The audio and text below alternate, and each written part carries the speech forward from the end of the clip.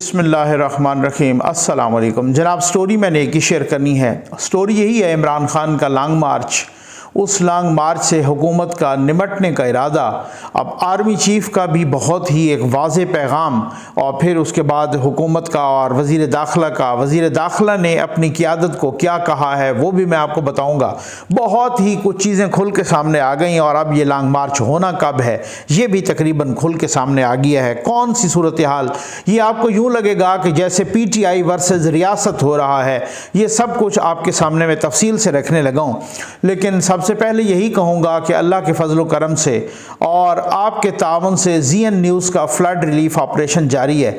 हम थोड़ा सा मुश्किल में हैं, उसकी वजह यह है कि कुछ लोगों ने प्लेज करके ना, वो उनको बार बार रिमाइंड कराने के बावजूद भी हमने ऑर्डर प्लेस कर दिए हुए थे और वो प्लेज करके सो गए हैं।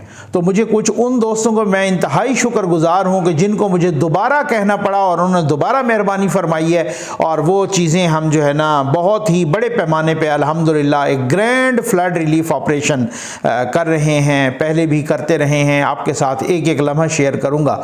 ये आपके सामने नंबर डिस्प्ले हो रहा है जनाब, और इस पे आप राब्ता करें, तरीक़ाकार मालूम करें, और फिर उसके बाद जो है ना आप उस कार खैर में शामिल हो जाएं। मैं बताऊंगा राना सनाउल्लाह साहब ने क्या, मैं कुछ अंदर की बात मालूम की है कि राना सनाउल्लाह साहब ने क्या कहा है अपनी क़ियादत से। ये मैं मालूमात की बुनियाद पे कह रहा हूँ। उन्होंने अपनी क़ियादत से कहा, उसकी वजह भी मुझे पता चल गई है कि राना साहब को अब उधर से भी जो है ना ग्रीन सिग्नल मिल गया है, बड़े घर से। राना साहब ने एक दफ़ा हमसे ख़ुद ही कहा था सहाफ़ियों से कि वो ऑफ द रिकॉर्ड गुफ्तगू थी कि जो असल में ये चूं भी नहीं कर सकेगा, ये पर भी नहीं मार सकेगा। ये काफ़ी पहले की मैं बात कर रहा हूँ, कोई 4-5 महीने पहले की, 4 महीने 3 महीने पहले की।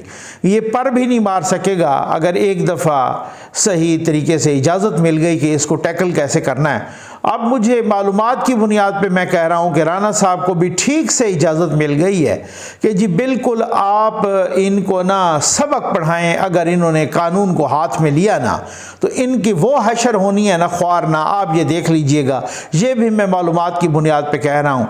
मैं अपने तमाम पाकिस्तानियों को, भले उनका ताल्लुक़ किसी जमात से भी है, भले उनका ताल्लुक़ तहरीक इंसाफ से है, उनको कह रहा हूँ कि अपने बच्चों को एंटी रियासत एक्टिविटीज़ में मुलविस ना करें, रियासत के ख़िलाफ़ किसी चीज़ में मुलविस ना करें। ये इंतहाई मुज़िर होगा, ये इंतहाई नुकसानदेह होगा। रियासत के ख़िलाफ़ किसी तरीके से आप अपने बच्चों को ना आने दें। ये पाकिस्तान के वालिदैन के नाम, और ये पाकिस्तान के और वो नौजवान जो ख़ुद भी बाशऊर हैं, उनको मालूम है कि खान साहब अकेले में क्या कहते हैं। उधर से अमेरिका के गिट्टे गोडे पकड़ते हैं, उधर से जनरल बाजवा की गिट्टे गोडे पकड़ते हैं। जब बात नहीं बनती तो वो नौजवानों को इस तरीके से गुमराह करते हैं। और साथ ही अब उनकी जो ये ऑडियो लीक्स आ रही हैं, ये ऑडियो लीक्स का आपको पता है कि ये ऑडियो लीक्स और वीडियो लीक्स जो आ रही हैं ना, ये ऑलरेडी उन लोगों के पास हैं ना, जिनके पास भी हैं, चाहे वो हैकर्स हैं, चाहे वो कोई भी हैं, ऑलरेडी उनके पास हैं। उनके पास ऑडियोज़ भी हैं और वीडियोज़ भी हैं। उनको तो सब पता चल गया है ना कि खान साहब क्या कर रहे थे और खान साहब क्या करने आए थे, और खान साहब किस तरीके की एंटी स्टेट एक्टिविटीज़ में मुलविस थे, और खान साहब में किस। ये और बात है कि कुछ लोगों की उनके पास कमज़ोरियां हैं। ये खान साहब जिनके कहने पर जो लोग आजकल हर बंदा कह रहा है, मैंने इस पर मुतादिद वीडियोस कर चुका हूँ, ये बावलपुर वाले के कहने पर क्यों इस तरह से खान साहब, उसकी वजह यह कि खान साहब की उनके पास भी तो कमज़ोरियाँ हैं ना। तो खान साहब को उन्होंने भी तो ब्लैकमेल किया हुआ है ना कि भाई आपने ये करना है और वो करना है। तो वो ये बिल्कुल पक्की बात है कि इस वक्त इदारा खुद रियासत के साथ है, हुकूमत के साथ है, ठीक है ना, और हुकूमती और रियासती मफादात के साथ है। और इस वक्त जो है ना कुछ अनासिर हैं, वही वाले अनासिर जिनका हम बार बार जिक्र कर रहे हैं, जो खान साहब को खान साहब का तो सत्यानाश उन्होंने कर ही दिया है उनकी सियासत का। अब वो अपना सत्यानाश भी करेंगे। वही साहब भावलपुर वाले जिनको 3 हफ्ते की छुट्टी मिली थी, उन्होंने वो हरकतें की हैं यहाँ पे इस्लामाबाद में आके मुबैना तौर पे कि 3 दिन के बाद उनकी छुट्टी खैर से GHQ ने वो डिसअप्रूव करके दोबारा कैंसिल करके उनको दोबारा वहीं पे भिजवा दिया कि जी आप इधर आपने छुट्टी ली और इधर आप जो है ना मतलब ये तरीक़ाकार कर रहे हैं और यहाँ पर मीटिंग्स कर रहे हैं। और मैंने आपको बताया था वो जनरल अपना वो आरिफ अलवी साहब से भी और इमरान खान साहब भी यहाँ पे मिल के वो एक फसादी प्लानिंग कर रहे थे मुबैना तौर पे। उस फसादी प्लानिंग को उनके अपने इदारे ने जो है ना वो कहा कि जी आप वापस जाएं क्योंकि आप प्लानिंग कर रहे हैं, नेगेटिव प्लानिंग कर रहे हैं और रियासत के ख़िलाफ़ प्लानिंग कर रहे हैं। तो जनाना ये मैं सुनाता हूँ आपको कि जनरल बाजवा साहब ने आज काकूल की 146वीं गालिबन पासिंग आउट परेड से खिताब करते वक्त क्या कहा है, बहुत ही लाउड एंड क्लियर मैसेज दिया है। और उसके बाद के राना सनाउल्लाह साहब ने अपनी क़यादत को क्या कहा है और हुकूमत की तैयारियां क्या हैं और क्या सूरत हाल है। लेकिन पहले ये सुन लें कि पाकिस्तान के army chief general Qamar Javed Bajwa साहब ने काकूल की पासिंग आउट परेड से खिताब करते वक्त क्या मैसेज दिया है। इसके बाद मेरा ख्याल है किसी किस्म की कुछ भी जो है ना बड़ा लाउड एंड क्लियर मैसेज है, कोई चीज़ भी मुबहम नहीं रह जाती। ये आप सुन लीजिए।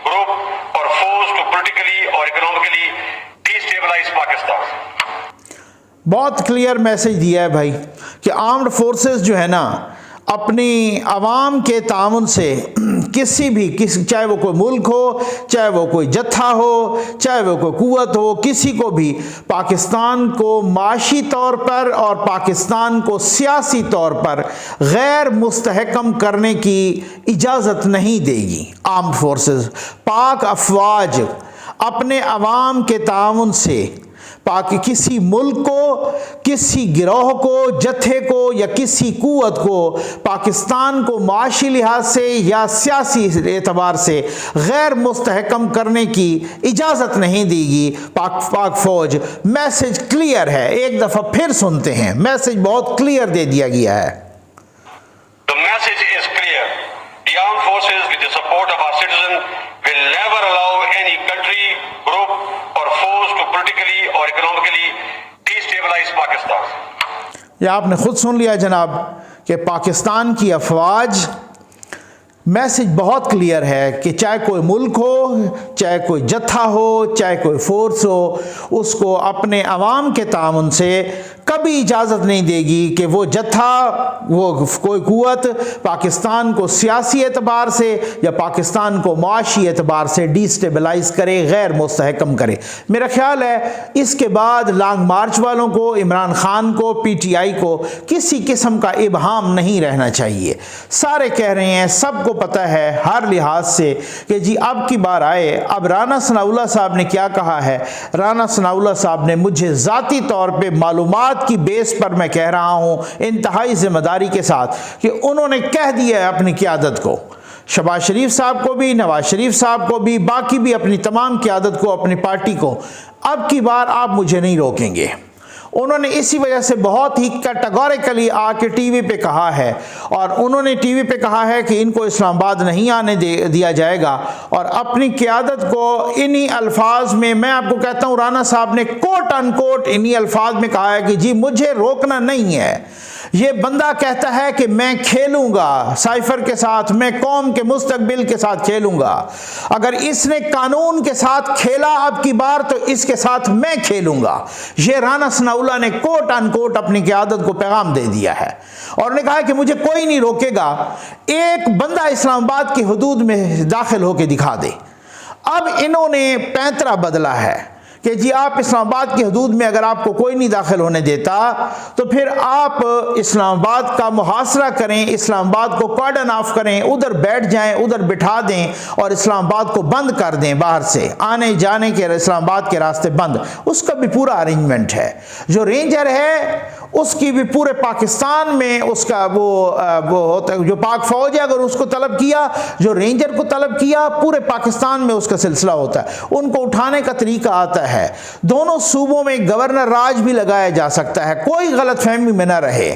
और ये जो निका बड़ा डाकू है जो उधर नस गए अब आजकल लंदन, तो बात यह है कि इस वजह से कि दोनों मैसेज बहुत क्लियर है मेरे भाई।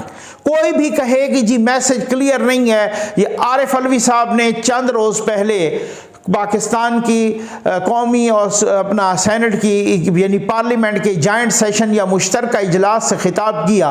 उस खिताब में शायद उस वक्त जनरल बाजवा साहब तो वैसे ही वहाँ थे अमेरिका में, बाकी सर्विसेज चीफ्स नहीं आए। हालांकि प्रेसिडेंट का खिताब हो और सर्विसेज चीफ्स ना आए, ये ऐसा हो भी नहीं सकता। सर्विसेज चीफ्स खिताब सुनने के लिए एयर चीफ भी नहीं आए, नेवल चीफ भी नहीं आए, chairman joint chief of staff committee भी नहीं आए, बाकी भी लोग जो कंसर्न थे वो नहीं आए। वो क्यों नहीं आए? 438 की तादाद में सिर्फ 16 मेंबरान जो है ना बैठ के उन्होंने प्रेसिडेंट का खिताब सुना।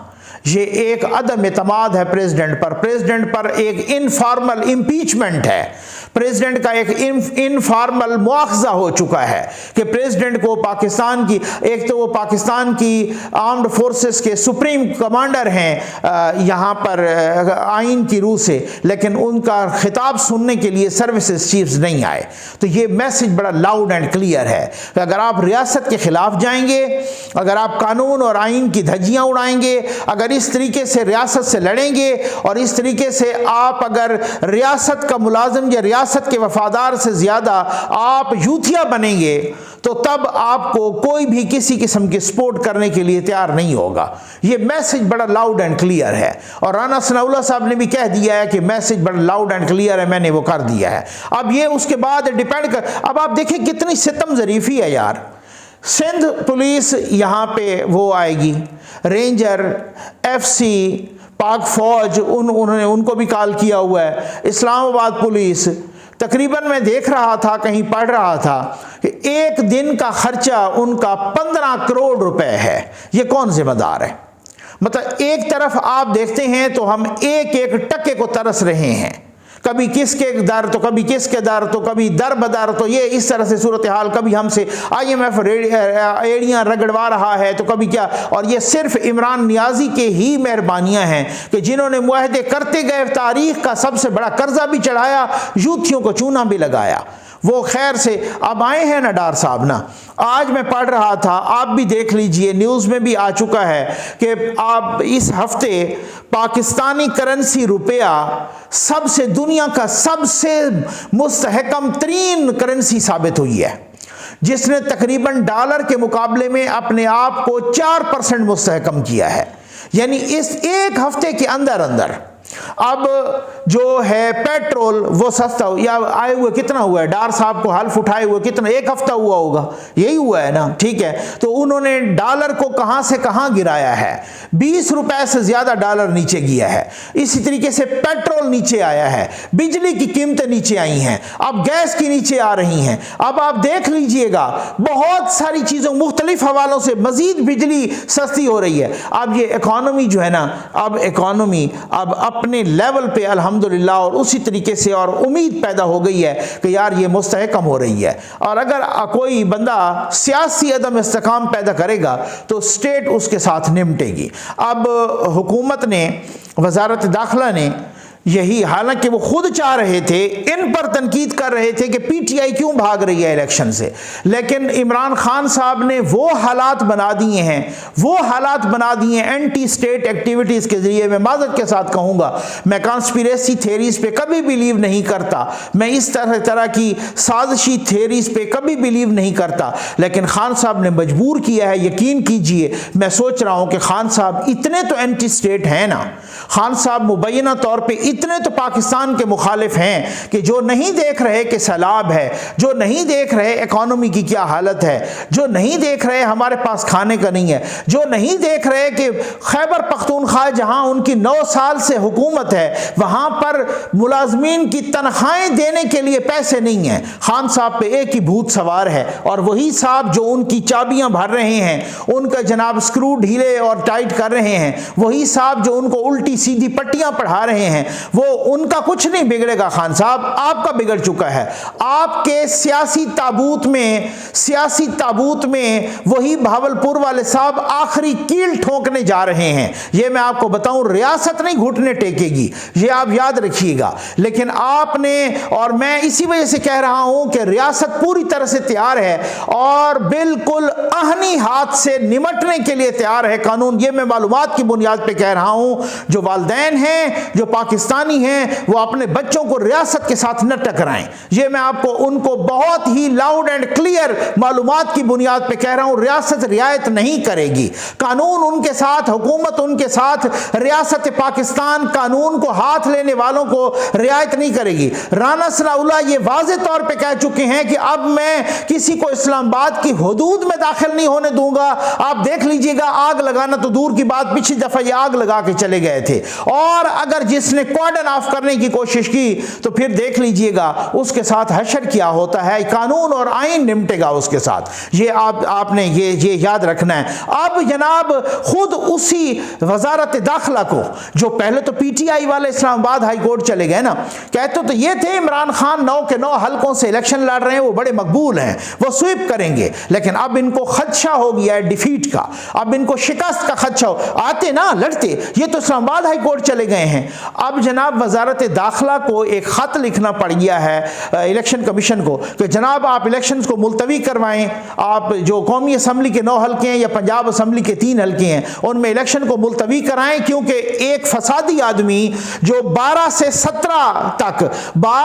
17 अक्टूबर तक वो प्लान कर रहा है इस्लामाबाद पर चढ़ाई, तकरीबन सारी की सारी army, ranger police, Islamabad police, Sindh police की तकरीबन बहुत सारी बड़ी तादाद में नफरी और जनाब एफसी भी यहां मशगूल होगी। यानी आप ये देखें कि स्टेट के बाकी काम ठप के रह गए हैं। 15 करोड़ रुपया एक दिन का खर्चा, जहां पे लोगों के पास ये हम फ्लड रिलीफ ऑपरेशन कर रहे हैं आपके तामुन से, खुदा की कसम से रोना आता है लोगों के। जिस तरीके से एक पानी की बोतल वसूल कर रहे होते हैं ना बच्चे, खवातीन और हजरात, जिस तरीके से वो इस तरीके से पानी की बोतल ऐसी मतलब उदास नजरों के साथ इंसान के आंसू निकल आते हैं।